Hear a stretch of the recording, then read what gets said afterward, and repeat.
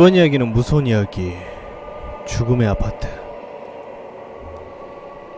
시내에서 한참 떨어진 외진 곳에 한 멋진 아파트가 들어섰다. 그곳에 일하는 달콤하고 행복한 그런 작은 보금자리를 꾸몄다.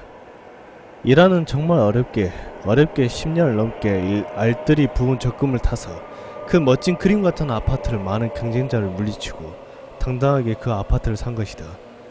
일하는 정말 꿈만 같았다. 그렇게 경치도 멋지고 내부 편의시설 또한 편리하고 안락한 이런 곳에서 자기도 한 자리를 떡하니 차지하고 있으니 말이다.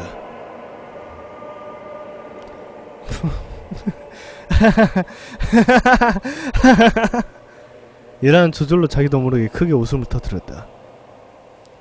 이렇게 행복할 수가. 아, 내 집이 이제야 생기다니. 그렇다.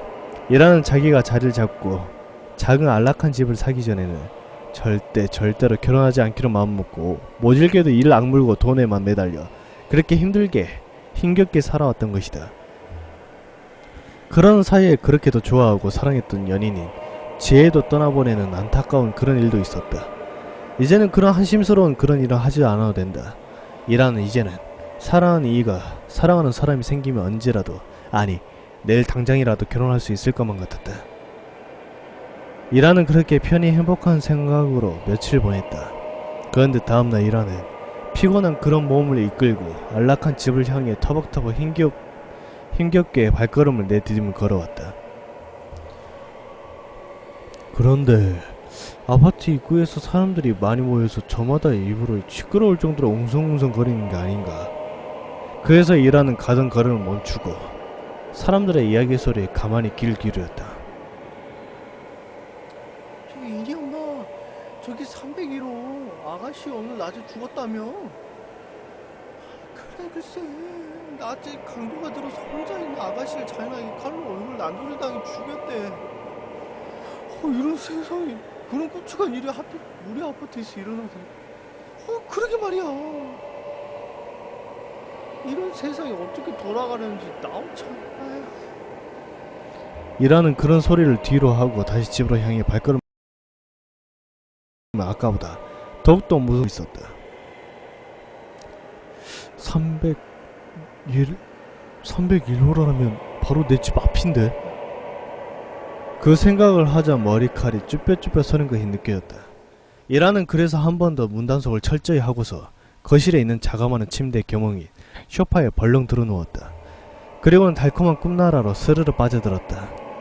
일하는 그 다음날에도 역시 아파트 입구에서 웅성웅성거리는 사람들의 소리에 다시 한번 경악을 금치 못했다. 또 사람 죽었다며? 그래, 이게 도대체 어떻게 된 일인지. 연이 이런 끔찍한 일이 생기니 이거 어디 무서워서 이 아파트에 살겠어? 이번에 누가 또 죽었대요? 어제 죽은 그 아가씨 옆에 사는 총각이라지 뭐예요. 그럼 또 3층에서 살인사건이 일어난 거예요? 그렇다고 하대요. 그것도 잔인하게 온몸에 칼로 여기저기 끔찍하게 난도를 당해서 죽었대.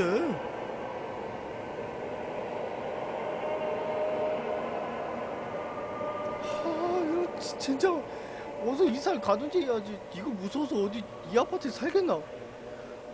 그러게 말이에요. 일하는 슬슬 겁이 나고 공포에 온몸으로 엄습해오기 시작했다. 왜 하필 내가 사는 집 근처의 집에서만 이렇게 끔찍한 살인사건이 일어나는 거지. 머리가 미칠 것 같이 깨질 듯이 아파왔다. 젠장 씨발, 내가 얼마나 어렵게 이 아파트를 장만했는데. 씨. 며칠 만에 이런 비극적인 사건이 일어난 건지 한숨만 날 뿐이었다. 일하는 아까 그 사람들의 그 말, 어서 이사를 가든지 해야지 이거야. 어디 살벌해서 살겠냐는 그 말이 다시 한번 생각나 부르르 몸을 심하게 한번 떨었다. 하지만 그것이 문제다. 이젠 아파트를 팔려고 해도 살려는 사람이 없어 아파트를 못 판다. 며칠 전만 해도 이 고급 아파트를 서로 못 사서 아우성이던 이 선망의 대상이었던 이 아파트가 이제는 거저준다고 해도 안 가져갈 정도래. 그럼 쓸모없는 아파트가 다 되어버렸으니 정말 한심할 뿐이었다. 요즘은 회사에서도 구조조정이다. 정말 신경 쓸 게 많은데 이건 또 거기다가 어렵게 눈물로 사다시피 한 이 아파트까지. 이렇게 말썽이니 정말 미칠 지경이었다. 이란의 달콤했던 행복은 그렇게 무참하게 끝나버렸다. 이란이 살고 있는 아파트는 하나둘씩 비어가기 시작했다. 그 앞 한비례해서 왜 그런지 계속해서 하루에 한 명꼴로 하나씩 둘씩 사람들이 하루하루 멀다 하고 죽어나갔다. 이란도 정말 간절하게 이사를 가고 싶었지만 이란에게는 그럴만한 여유 돈이 이제 하나도 남아있지 않았다. 이란은 이 고급 아파트를 서둘러 사느라고 이미 모은 돈을 모두 다 써버렸기 때문이다. 경찰이 24시간 교대를 지키는데도 그 살인범은 그 잔인한 살인을 그칠 줄도 몰랐다. 그래서 그런지 이란은 이제 급기야는 집에 들어가기도 죽기보다도 더 싫어했다. 그렇지만 할 수 없었다. 이란에게는 돈이 없었으니 말이다. 이제는 3층에 이란이 혼자 남게 되었다. 3층의 사람들은 반은 죽고 반은 살아서 허둥지둥 살아나듯이 서둘러서 이사를 갔으니 말이다. 이란은 그래서 그런지는 몰라도 몹시 외로웠다. 원래 아파트라는 곳이 그렇긴 해도 지나가는 사람이 우연히 마주치는 그런 사람조차 없으니 이건 정말 미칠 지경이었다. 이란은 머리를 한번 감싸쥐고는 소리를 한번 허공에다 크게 질러댔다. 으아씨야! 으아씨! 이란은 그래서 오늘 밤은 잠을 하나도 자지 않고 그 잔인한 살인마를 직접 잡기를 굳게 다짐하고 마음먹고 밤새도록 이제 한 집밖에 남지 않은 7층의 708호 집 앞에 웅크리고 박스를 뒤집어 쓴 채 밤을 새웠다. 그런데 그날은 그 잔인하다는 살인범은 오지 않았다. 하루에 한 명씩은 사람들은 꼭 죽이던 그 잔인한 피에 굶주린 살인마인데 어제 저녁에는 그 살인마의 그림자조차 보이지 않았다. 경찰도 아파트 입구에서 연을 지키고 있고 또 순찰까지 정기적으로 도는데도 연일 하루가 멀다 해도 매일매일 살인사건이 일어나는데 어젯밤 살인사건도 그 어떤 비슷한 일도 일어나지 않았다. 이라는 거기에 포기하지 않고 또 다음날도 그 마지막 한 집 남은 7층 708호 집 앞에 웅크려서 밤을 꼬박 새우며 그 집 앞을 지켰다. 그날 밤도 역시 아무 일도 일어나지 않았다. 아 젠장, 이젠 살인을 멈췄나? 왜 그 살인범이 오지 않는 거지?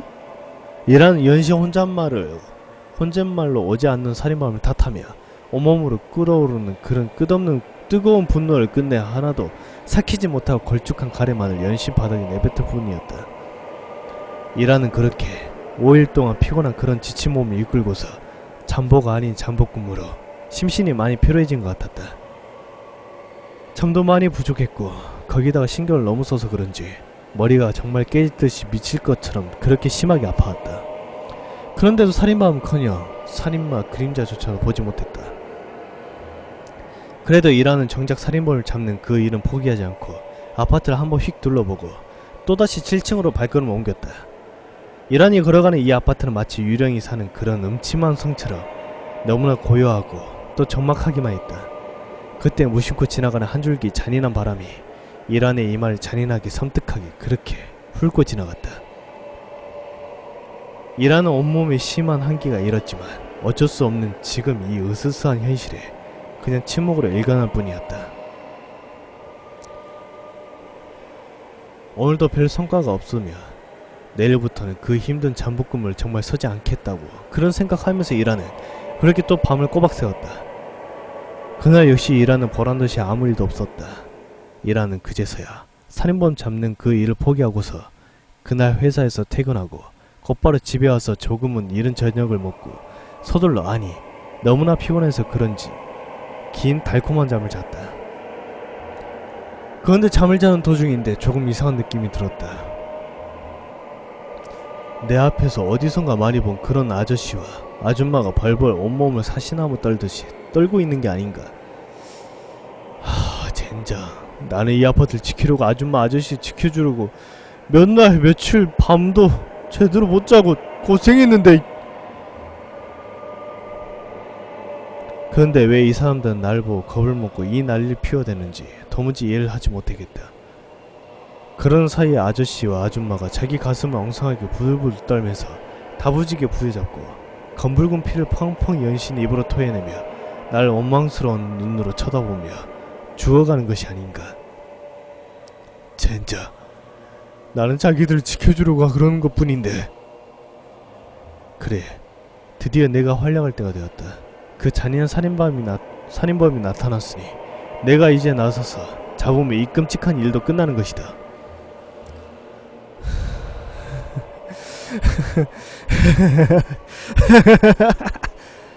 그런 생각을 하니 절로 내 입가에 미소가 묻어나왔다.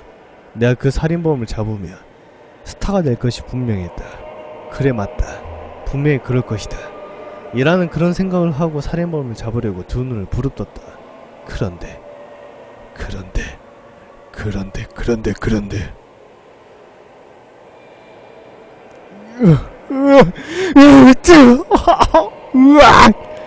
이라는 비명을 지를 수밖에 없었다.